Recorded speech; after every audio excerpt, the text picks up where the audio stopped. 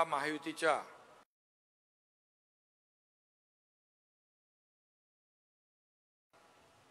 उपस्थित राज्याचे उपमुख्यमंत्री आमचे सहकारी अजितदादा पवार,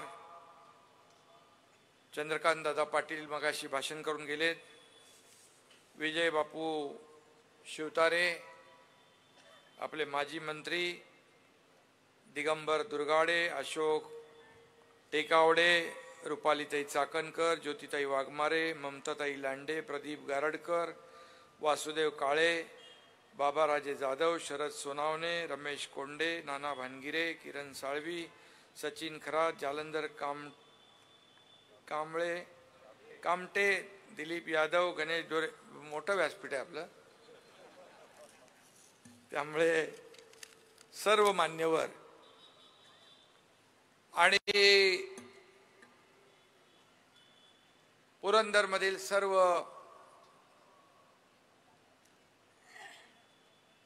बांधव भगिनी आणि पत्रकार मित्रांनो,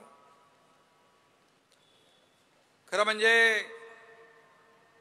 मी सगळ्यात आधी विजय शिवतारे यांचं मनापासून अभिनंदन करतो, त्यांना धन्यवाद देतो.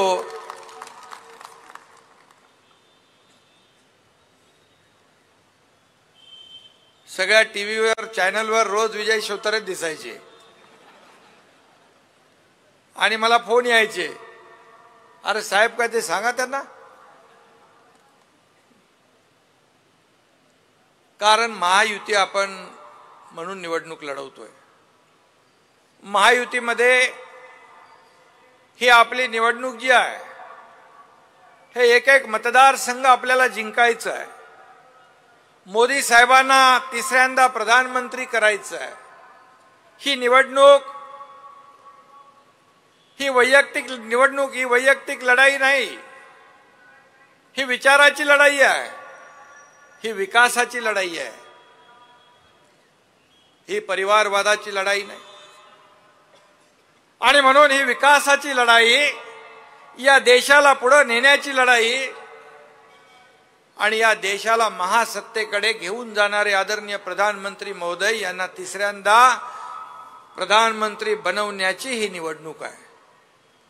आणि म्हणून विजय शिवतारेंना सांगितलं मी, बापू आपण महायुतीतले आहोत, मी मुख्यमंत्री आहे, माझे तुम्ही कार्यकर्ते पदाधिकारी आहात आणि म्हणून या निवडणुकीमध्ये दिलेला आपला महायुतीचा उमेदवार सुनेत्राताई अजित पवार यांना आपल्याला निवडून द्यायचं आहे. आणि तुमच्या उभं राहण्याने या महायुतीला तडा जाईल, या महायुतीचं नुकसान होईल, असं कुठलंही काम आपल्या हातून होता कामा नये. आणि मग ते अगदी जिद्दीला पेटले होते. लोकही माझ्याकडे आले 2 वेळा 3 वेळा, ते त्यांनी देखील आग्रह केला. शेवटी जनमत जे आहे, लोकमत जे आहे, लोकभावना त्यांना या निवडणुकीमध्ये उभं राहा म्हणून सांगत होत्या. आणि म्हणून त्यांनी आम्हाला सांगितलं तिघांनाही की मी कशासाठी उभा राहत होतो, कशासाठी माझा आग्रह होता. या लोकसभा मतदारसंघामध्ये कामं झाली पाहिजेत, लोकांना न्याय मिळाला पाहिजे, त्याचं पत्रक त्यांनी आम्हाला दिलं. आणि माझ्याबद्दल कुठलाही संशय संभ्रम लोकांमध्ये निर्माण होऊ नये, कारण विजय बापू शिवतारे एकदा निर्णय घेतल्यानंतर पुन्हा पाठी आल्यानंतर माझ्यावर आरोप प्रत्यारोप जे लोक मला सांगत होते उभा राहा उभा राहा उभा राहा, तुम्ही नाही इतर लोक तेच आरोप करतील. आणि म्हणून माझ्या जनतेच्या समोर तुम्ही येऊन या जनतेशी संवाद साधा. मी विजय बापूंना धन्यवाद देतो.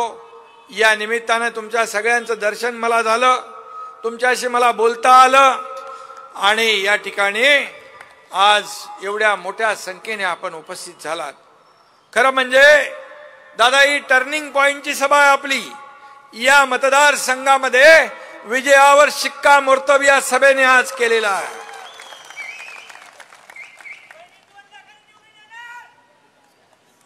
बापूचे अजून थोडे वाढवायला लागतील. आणि म्हणून आज मगाशी विजय बापूंनी सांगितलं, मी आग्रह केला, मी जनतेसाठी भांडलो, मी टीव्ही चॅनलवर मुलाखती दिल्या, परंतु तेव्हा माझी म्हणजे मी दुश्मनी करतो मनापासून, दोस्ती करतो मनापासून, असाच माणूस मला आवडतो. दोस्ती करो तो दिल से, दुश्मनी करो तो दिल से.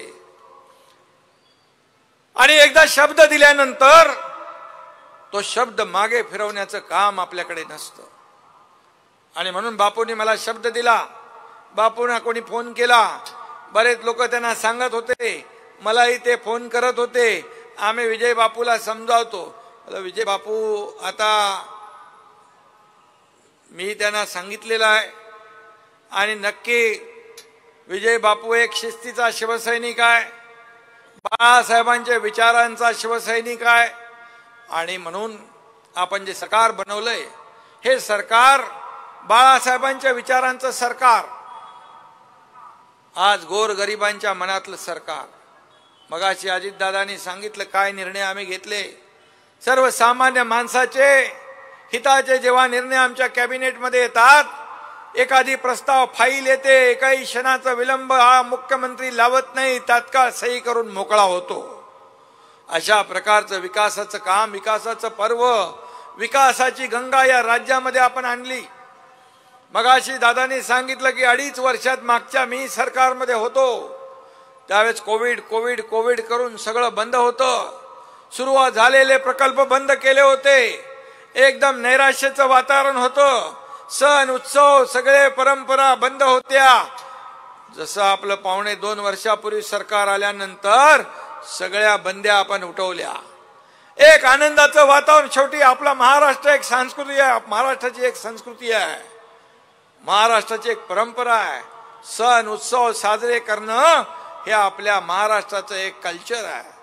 आणि सगळ्या सणांवरची बंदी उठून टाकली. लोक मोकळा श्वास घेऊ लागले.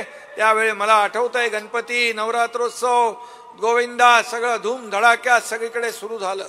एक आनंदी वातावरण निर्माण झालं. एक राज्यामध्ये समृद्धीसारखं वातावरण झालं. निगेटिव्हिटी गेली, पॉझिटिव्हिटी आली. आणि कोविड कोविड कोविड करणारे सरकारच्या कामाने कोविड पण पळून गेला. कोविडचा देखील नायनाट झाला. कारण कोविड कोविड करत शेवटी पोटाची खळगी भरायची आपल्याला. अजितदादांना माहित आहे कोविड आणि लॉकडाऊन एकदम आवडीचा विषय होता. आम्ही दोघं हसायचो. जपानमध्ये, अमेरिकेमध्ये, चायनामध्ये पेशंट वाढले की त्याचा थेट परिणाम महाराष्ट्रात व्हायचा डायरेक्ट. आणि म्हणून हे सरकार काम करणार आहे. हे सरकार न्याय देणार आहे लोकांना.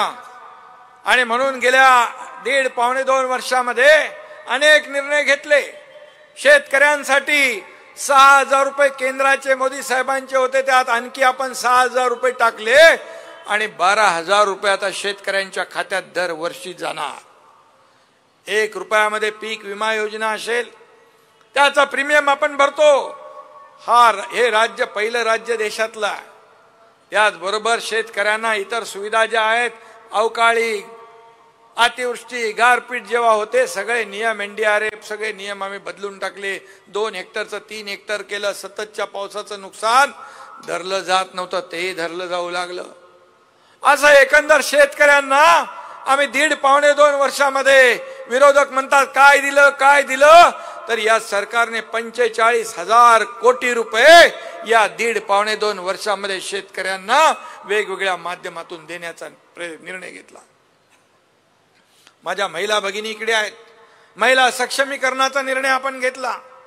आज लेक लाडकी लखपती योजना आपण केली.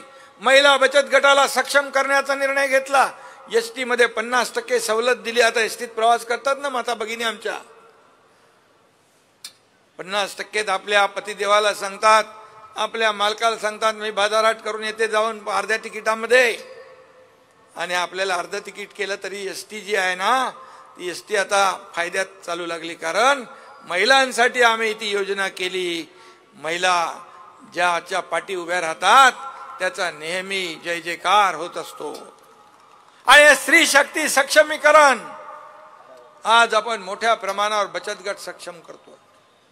मोठ्या प्रमाणावर मातृत्व शक्ती जी आहे त्याचा सन्मान करतोय. मोदीजींनी देखील आपल्या महिला भगिनींना आत्मनिर्भरच केलं नाही, तर त्यांनी महिलांना आत्मसन्मान पण दिला. या देशाच्या राष्ट्रपती पदावर एक आदिवासी समाजाची महिला राष्ट्रपती म्हणून विराजमान झाली. एवढा मोठा सन्मान या देशाच्या प्रधानमंत्र्यांनी दिला. महिलांसाठी अनेक योजना केंद्राने केल्या, राज्याने देखील अनेक योजना केल्यात. आणि म्हणून मी आपल्याला एवढंच सांगतो, विजय बापू स्वतः या ठिकाणी आले आणि त्यांचे जे काही प्रश्न होते हे प्रश्न त्यांनी मांडले. अजित दादांनी त्याच्यावर सविस्तर या ठिकाणी त्याचा उल्लेख केलेला आहे. आम्ही शब्द देणारे आणि शब्द पाळणारे लोक आहोत. आज मी आपल्याला एवढंच सांगतो की हे सरकार तुमचं आहे, हे सरकार आपल्या सर्वांचं आहे. हा मुख्यमंत्री आपला आहे. सर्वसामान्यातला जेव्हा मुख्यमंत्री उपमुख्यमंत्री होतो तेव्हा सर्वसामान्यांच्या, शेतकऱ्यांच्या, कष्टकऱ्यांच्या, कामगारांच्या, माता भगिनींच्या, युवकांच्या वेदना, व्यथा आणि त्यांच्या समस्या याची जाणीव असते. फक्त मंत्रालयात बसून त्या ठिकाणी घरात बसून काम करता येत नाही. उंटावरून शेळ्या हाकणारे आम्ही नाही, तर फील्डवर उतरून काम करणारे लोक आहोत. गोर गरिबाच्या सुखदुःखामध्ये धावून जाणारे सरकार आहे. आणि म्हणूनच या 1.5-2 वर्षामध्ये या सर्व लोकांना हे आपलं सरकार आहे, हे देणारं सरकार आहे, हे ऐकणारं सरकार आहे. पहिल्यात सुनवाई पण नव्हती आणि कारवाई पण नव्हती. आता सुनवाई पण आहे, कारवाई पण आहे. आणि म्हणून हे सरकार जे आहे, हे सरकार आज मोदीजींच्या मार्गदर्शनाखाली विकास करतोय. आज समृद्धीचं मगाशी विजय बापूने सांगितलं, पुरंदरचा विमानतळाच्या बाबतीमध्ये सांगितलं, IT पार्कच्या बाबतीमध्ये सांगितलं, त्याने गुंजवणीच्या धरणाच्या बाबतीमध्ये सांगितलं, पाणी योजनेच्या बाबतीत सांगितलं. आणि अनेक त्यांनी गुंजवणी प्रकल्पावर बोरवेल्ला परिसरात प्रस्तावित केलेल्या कामांची यादी त्यांनी दिली. त्याचबरोबर पुरंदर तालुक्यातील अनेक प्रश्न जे आहेत त्यांनी या ठिकाणी मांडले. मी आपल्याला एवढंच सांगतो, मी संपूर्ण त्याच्यामध्ये वाचन करणार नाही. अजितदादांनी एक एक मुद्दा त्या ठिकाणी मांडलेला. आणि म्हणून काही जे मुद्दे आहेत IT पार्कचे आहेत, MIDCचे आहेत, मी तात्काळ संबंधित मंत्र्याला सांगतो, इथे रोजगार उपलब्ध होणार असेल 1 लाख तर ते पहिल्या नंबरने ते काम सरकार करेल. आणि त्याचबरोबर गुंजवणीच्या प्रकल्पामध्ये ते युद्ध पातळीवर त्याला आपल्याला मार्गी लावता येईल. अजितदादा स्वतः इथं अर्थमंत्री आहेत, त्यांना माहित आहे की कुठल्या कामाला प्राधान्य द्यायचं. ते कधी कधी काही अशीच कामं येतात, ते कटकट थोडी करतात, परंतु पाण्यासारखी, सिंचन प्रकल्पासारखी, शेतकऱ्यांसारखी कामं, शेतकऱ्यांच्या हितासाठी जे एवढे प्रकल्प येतात ते आम्ही तात्काळ मंजूर करतो, त्याला विलंब लावत नाही. आणि म्हणून समृद्धीसारखं जे लँड ॲक्विजिशन झालं रेकॉर्ड टाइम मध्ये, इतर राज्याचे लोक येऊ लागले, म्हणाले इतक्या कमी वेळात या जागा, जमिनी कशा घेतल्या, लँड ॲक्विजिशन कसं झालं, त्यांना मी सांगितलं. स्वतः आम्ही गेलो त्यावेळेस देखील आमचेच काही लोक विरोधामध्ये मोर्चा काढायला लावत होते. मी त्यांना सांगितलं, मोर्चा काढला, विरोध केला, आणि उद्या जर शेतकऱ्यांनी पैसे घेतले, मोबदले घेतले तर तोंडघशी पडायला लागेल. आणि मग मी जेव्हा रस्त्यावर उतरलो, लोकांमध्ये गेलो, त्यांना म्हणालो काय पाहिजे तुम्हाला. ते म्हणाले आमची बागायती जमीन आहे, आमची चांगली जमीन आहे, सुपीक जमीन आहे. त्यांना सांगितलं तुम्ही 2 एकर जमीन इथे आम्हाला दिली तर तुम्ही 4-5 एकर जमीन दुसरीकडे घ्याल, अशा प्रकारचा मोबदला आम्ही देणार. आणि मग गेलं 5 पट दिल्यानंतर स्वतः मी एका ठिकाणी बुलढाणावर, तो म्हणाले तुमच्या सरकारने इतरही प्रकल्प केले पण आम्हाला पैसे मिळाले नाही. मी म्हणालो बघा त्याच्याशी मला काही संबंध, मला जोडू नका, पण हा प्रकल्पामध्ये मी आता तुम्हाला सांगितल्यानंतर, खरेदी खत केल्यानंतर 2 ते 3 तासामध्ये तुमच्या खात्यात RTGS ने पैसे येतील. ते म्हणाले काय भरोसा. म्हणाले तुम्ही साक्षीदार म्हणून सही करा. अजितदादा मी तेव्हा साक्षीदार म्हणून मंत्री असताना सही केली आणि त्याचा मला 2-3 तासाने फोन आला शेतकऱ्याचा, साहेब माझ्या खात्यात पैसे जमा झाले. हे सरकारचं काम आहे. आणि म्हणून अशा प्रकारचे प्रकल्प जे आहेत, आम्ही नेहमी सांगतो लोकांना विश्वासात घेऊन करा. लोकांच्यावर जोर जबरदस्ती अन्याय करून कुठलाही प्रकल्प आम्ही पुढे नेणार नाही. ही सरकारची भूमिका आहे. हे सरकारचं स्पष्ट मत आहे. आणि म्हणून शिवतारे बापू, तुम्ही जे जे काही सांगितलेलं आहे, काही कामं आपल्याला आता सुरू करता येतील, काही कामं जी आहेत आचारसंहितेनंतर आपल्याला करता येतील. त्यासाठी एक आपण बैठक घेऊ. त्या बैठकीमध्ये सारासार चर्चा करून या मतदारसंघ पुरंदरमध्ये जे जे काय आपल्याला करायचं आहे ते आपण केल्याशिवाय राहणार नाही. कारण आम्ही तिघांनी मिळून तुम्हाला शब्द दिलेला आहे. आणि म्हणून आज मी आपल्याला एवढंच सांगेन की हे निवडणूक जी आहे ही देशाची आहे. ही निवडणूक देशाच्या विकासाची आहे. ही निवडणूक देशाच्या प्रगतीची आहे. आणि तुम्हाला मी सांगतो की गेल्या 2014 साली जेव्हा प्रधानमंत्री नरेंद्र मोदी साहेब झाले, त्याच्या पूर्वीचा काळही आपण पाहिलाय. काय काळ पाहिलाय आपण, घोटाळे, भ्रष्टाचार, दंगली, बॉम्बस्फोट. आज 10 वर्षामध्ये एकही अशा प्रकारची घटना घडली नाही. गेले 50-60 वर्षामध्ये जे काम झालं नाही ते काम 10 वर्षात झालंय. 10 वर्षात झालंय. केंद्रातही झालंय, राज्यात झालंय. रेल्वेचं असेल, विमानतळांची असतील, एअर कनेक्टिव्हिटी असेल, रस्ते असतील, हे सगळे विकासाची कामं या ठिकाणी दिसत आहेत. या देशाची अर्थव्यवस्था आज आपल्या 150 वर्ष ब्रिटिशांनी राज्य केलं.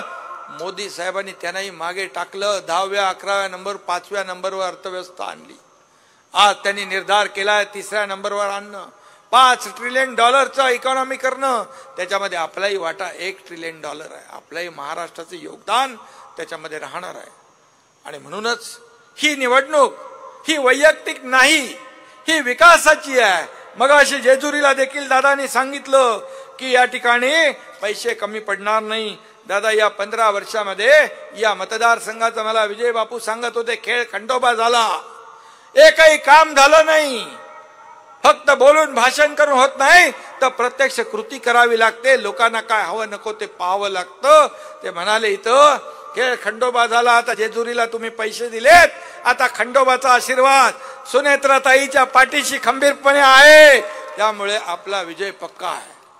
आता शिवतारे बापू सोबत अजितदादांच्या आहेत. अजित आणि विजय सोबत असल्यामुळे या निवडणुकीमध्ये 2 लाखाच्या पेक्षा जास्तीचं मताधिक्य मिळालं पाहिजे, अशासाठी सभा लावलेली आहे. आणि म्हणून सुनेत्राताईला मत म्हणजे देशाच्या विकासाला मत, घड्याळाला मत म्हणजे नरेंद्र मोदीजींना मत. अशा प्रकारची भूमिका आपल्याला घ्यायची आहे. आपण महायुतीमध्ये आहोत. काही ठिकाणी धनुष्यबाण आहेत, काही ठिकाणी घड्याळ आहे, काही ठिकाणी कमळ आहे.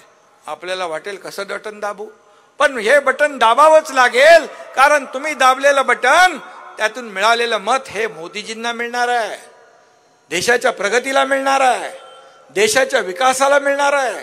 आज 370 कलम हटवण्याची हिम्मत कुणाची होती? बोले आग लगाए, हे होईल ते होईल. अरे, देशाचे सैनिक मरत होते. पाकिस्तान आतंकवाद करत होता. बोलायची हिम्मत नव्हती पूर्वी. आज भारत बोलतो, मोदीजी बोलतात, पूर्ण जग ऐकतो. ही आपल्या देशाची आज एवढी आदराची जागा निर्माण झालेली आहे. या देशाचं नाव जगभरामध्ये रोशन करण्याचं काम आज मोदीजींनी केलंय.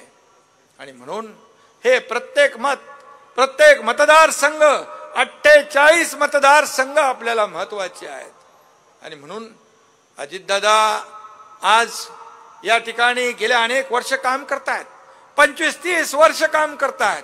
त्यांच्या कामाची पद्धत आपल्याला माहित आहे. ते बोलतात कडक, परंतु काम करतात अतिशय चांगलं. आणि काम करत असताना लोकांना जो काही स्वभाव आहे, हे होईल होणार नाही, त्याला गोल गोल फिरवण्याचं काम अजितदादा करत नाही. आणि म्हणून या पुणे जिल्ह्यामध्ये देखील त्यांनी अनेक प्रकल्प केले. म्हणून तर ते किती वेळा निवडून आले अजितदादा? बरेच वेळा आले. 7 वेळा लोकांनी त्यांना निवडून दिलंय. जर काम केलं नसतं तर हे चित्र दिसलं नसतं. आणि म्हणून काम करणारी माणसं लोकांना पाहिजेत. घरी बसून फेसबुक लाईव्ह करणारे लोक पाहिजे आपल्याला का काम करणारा प्रत्यक्ष माणूस पाहिजे? आज मी आपल्याला एवढंच सांगतो की आम्ही काम करणारे लोक आहोत, फील्डवर उतरून काम करणारे आहोत. एखादं संकट, आपत्ती, दुर्घटना आली तर मुख्यमंत्री, उपमुख्यमंत्री, सगळे मंत्री सामोरे जातात. फक्त एसी कॅबिन मध्ये बसून फोन करून आदेश देत नाही, हे करा, ते करा, ते करा. हे असं सरकार आहे, हे आपलं सरकार आहे. आज आम्ही मुख्यमंत्री, उपमुख्यमंत्री असलो तरी सुद्धा कार्यकर्ता म्हणून काम करतो. कार्यकर्त्या सुखदुःखामध्ये धावून जाण्याचं काम करतो. म्हणून विजय बापू शिवतरे, आज माझा एक कार्यकर्ता, माझा एक पदाधिकारी मला घालवायचा नव्हता. हा संवेदनशील एकनाथ शिंदे आहे. कार्यकर्ता घडवायला वेळ लागतो, गमवायला वेळ लागत नाही. एक एक कार्यकर्त्याला जपायचं असतं. कार्यकर्ता घडवायला खूप वर्ष जातात, गमवायला काही मिनिटं जातात. आणि म्हणून आम्ही जो धाडस केलं, आम्ही जो उठाव केला तो याच्यासाठी केला. कार्यकर्ता, पक्ष, शिवसेना, धनुष्यबाण वाचवण्यासाठी. आणि म्हणून आज महायुती भक्कम होत चालली आहे. अजितदादा, शिवसेना, भाजपा युतीचं सरकार लोकांच्या मनातलं निर्माण झालं. युती म्हणून आपण लढलो, सरकार बनवलं दुसऱ्यांबरोबर. ते सरकार चालू असताना अजितदादा विकासाच्या मुद्द्यावर आले. सरकार अजून मजबूत झालं. काही लोक सांगत होते आज सरकार पडणार, उद्या पडणार, परवा पडणार. त्यांना खरा ज्योतिषी भेटतच नव्हता. मी त्यांना सांगितलं, मी पाठवू का? कारण सरकार अधिक मजबूत होत गेलं. काम करणारं सरकार आहे, 24/7 काम करणारे सरकार. मोदीजींच्या नेतृत्वावर विश्वास ठेवून अनेक लोक दादा आले. काल राज ठाकरे यांनी देखील मोदीजींच्या नेतृत्वावर आणि विकासावर विश्वास ठेवून बिनशर्त पाठिंबा दिला. हे काम आहे, पॉझिटिव्ह आहे. आणि म्हणून त्यांनाही मी मनापासून धन्यवाद देतो, त्यांचे अभिनंदन करतो. आणि म्हणून हे बाळासाहेबांच्या विचाराचं सरकार, मगाशी दिघे साहेबांचं नाव कोण तिथे घेत होतं, आनंद दिघे साहेबांच्या विचाराचं सरकार या ठिकाणी पुढे लोकांच्या मनातलं सरकार आम्ही पुढे नेतोय. आणि म्हणून आज मी आपल्याला एवढंच सांगतो, आज किती काही मध्ये आपण पुरंदर उपसा सिंचन प्रकल्पाचं जे नवीन पंपासाठी आपण जे वाढीव बिल दिलं होतं, काय डबल झालेलं ना, आपण ₹2.70 ₹1.16 केलं. ताबडतोब कमी केले. तर शेवटी लोकांसाठी हे सरकार कुणासाठी आहे? हे लोकांसाठी सरकार आहे. आणि म्हणून जेव्हा लोकांचे प्रस्ताव, शेतकऱ्यांचे प्रस्ताव, महिलांचे प्रस्ताव, कष्टकऱ्यांचे प्रस्ताव आपल्या समोर येतात, तेव्हा तात्काळ पेन निघतो, सही होते. अगोदर तर पेनच नव्हता. माझ्याकडे 2-2 पेन आहेत. मुख्यमंत्री सहायता निधी, शिवतरे बापू साक्षीदार आहेत. कोणाकडे कधी CMRF झालं, मुख्यमंत्री सहायता निधी आला, मी कुठेही गाडीत असलो, रस्त्यावर असलो, ऑफिसमध्ये असलो, घरात असलो, कुठेही असलो, कार्यक्रमात असलो तरी सही करतो. कारण एका सहीने एका माणसाचा जीव वाचतो, एका कुटुंबातला माणूस वाचतो, कुटुंब वाचतं. हे सरकार आहे. सरकार कुणासाठी पाहिजे? सरकार लोकांच्या हितासाठी पाहिजे. सरकार लोकांच्या भल्यासाठी पाहिजे. आणि म्हणून शासन आपल्या दारीसारखा कार्यक्रम आपण घेतला, लोकाभिमुख झाला. आज योजना होत्या, लाभ होते, लाभार्थी होते, सगळं होतं. परंतु ते कटकटीने ते लाभ सोडून देत होते लोक. नको, मरू दे, सरकारी काम आणि 6 महिने थांब, ही आम्ही संकल्पना रद्द केली. शासन आपल्या दारी घेऊन गेलो. कोणाला ट्रॅक्टर मिळतोय, पॉवर टिलर मिळतोय, ड्रोन मिळतोय, महिला भगिनीला बचत गटाला लोन मिळतंय. आणि हे सगळं होतंय. हे म्हणून आज लोकांच्या पायाखालची वाळू सरकले. काय झालंय? धडकी भरले. काय होणार? अरे आम्ही काम करतोय, तुम्ही काम केलं नाही म्हणून लोकांनी आम्हाला स्वीकारलं. आज हजारो लोक सोबत आहेत, लाखो लोक सोबत आहेत. मोदींची सभा झाली, मोदीजींची रामटेकला आणि चंद्रपूरला. मोदी मोदी मोदी सारखे करत होते. मोदीमय वातावरण झालंय देशभरामध्ये. लोकांनी ठरवलंय, लोकांनी गॅरंटी घेतली आहे, जसं मोदी गॅरंटी सगळीकडे चालत होते, तसे या देशातल्या लाखो करोडो लोकांनी गॅरंटी घेतली आहे की फिर एक बार मोदी सरकार आणायचं. आणि म्हणून याच्यामध्ये आपला सिंहाचा वाटा असला पाहिजे. आपण कुठे मागे पडता कामा नये. या बारामतीमध्ये याच्या जसं मगाशी चंद्रकांत दादा म्हणाले, आम्ही जेव्हा उठाव केला 38 देशांचं लक्ष होतं, तसंच लक्ष आता या निवडणुकीवर आहे. आणि तुम्ही याचे शिल्पकार बनणार आहात ना, विजयाचे तुम्ही शिल्पकार बनणार आहात ना. आणि म्हणून या विजयाचे शिल्पकार बना. विजय बापूने जो संघर्ष केला, आग्रह केला, त्याने त्याचा बाणेदारपणा दाखवला, स्वाभिमान दाखवला. विजय बापूने असं नाही म्हटले मला काय देणार तुम्ही, त्याने म्हटलं माझ्या या भागातल्या लोकांना या सुविधा पाहिजेत, हे प्रकल्प पाहिजेत, यासाठी मी अट्टहास केला होता. आम्ही लोकांनी त्यांना आश्वासन दिलं की कुठल्याही परिस्थितीमध्ये या सर्व कामांना गती मिळेल, चालना मिळेल. आणि त्याच्यावर त्यांनी विश्वास ठेवून माघार घेतली. त्याबद्दल मी आणि आपल्या सगळ्यांना मनापासून धन्यवाद देतो की एवढे जण आपण त्यांच्या पाठीशी उभे राहिलात. आणि विजय बापू शिवतरे एक सर्वसामान्य लोकांच्या हितासाठी लढणारा एक शिवसैनिक, एक नेता, त्याचं एक खरं रूप या ठिकाणी पाहायला मिळालं.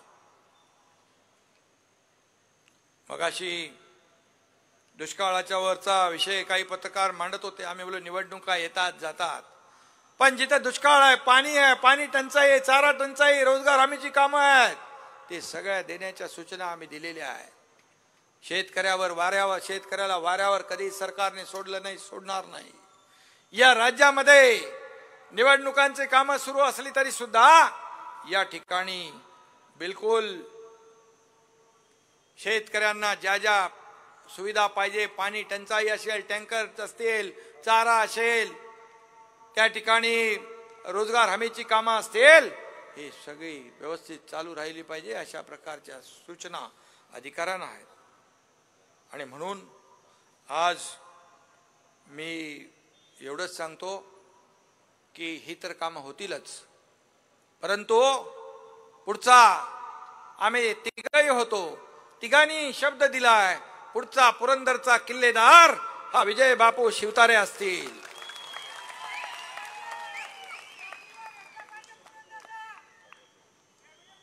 आणि अरे पहिला आमदार तर होते, लगेच तू एकदम पुढे जातो डायरेक्ट. आणि म्हणून या ठिकाणी आपल्याला एवढंच सांगतो, ज्या शिवतारे विजय बापूंनी तुमच्यासाठी, या जनतेसाठी, या मतदारसंघासाठी ज्या योजना आपण राबवू शकतो, यासाठी हे अट्टहास केला होता, हा आग्रह केला होता. आता त्यांची जबाबदारी नाही, माझी आणि दोन्ही उपमुख्यमंत्र्यांची ही जबाबदारी आहे. ही कामं पूर्ण करण्याची जबाबदारी आमची आहे. आणि म्हणून मी तुम्हाला पुन्हा एकदा मनापासून या ठिकाणी धन्यवाद देईन की आपण विजय बापूवर प्रेम करता आणि त्याच्या प्रेमापोटी आपण त्यांच्या सोबत राहिलात. आज ही सभा होती आहे आणि मी एवढंच सांगतो की आपल्या उमेदवार सुनेत्राताई अजित दादा पवार, असंच आहे ना नाव, आणि आपलं बघायचं काय, घड्याळ बघायचं. शिवसैनिक आलेले आहेत, तरी घड्याळ दाबायची सवय त्यांना नाही, पण आता घड्याळ दाबलंच पाहिजे. घड्याळ तुम्ही दाबल्यावरच ते मत मोदीजींना जाणार आहे. त्यामुळे महायुतीमध्ये आपण आहोत आणि त्यामुळे आपण आपलं एक एक मत अमूल्य आहे. आणि जिकडे धनुष्यबाण आहे घड्याळवाल्यांनो, ते धनुष्यबाणावर बटन दाबा, तिकडं कमळ आहे तिकडे कमळ दाबा. आणि ह्या ठिकाणी कारण शिवसेना भाजप युती होती, कमळ धनुष्यबाण सगळ्यांना माहित आहे, परंतु घड्याळ हा आपला नवीन मित्र पक्ष अजितदादा आपल्या सोबत आहेत. त्यामुळे या निवडणुकीमध्ये एक एक मतदार संघ आपल्याला महत्वाचा आहे. आणि म्हणून सुनेत्राताईंना भरघोस मताने निवडून आपल्याला आणायचं आहे. आणि मी जाता जाता एवढंच सांगतो, काही जणांचे झाले आहे आता अति, काही जणांची गेली मती, आपण विकासाला देऊ गती, आणि जिंकूया आपली बारामती. धन्यवाद. जय हिंद, जय महाराष्ट्र.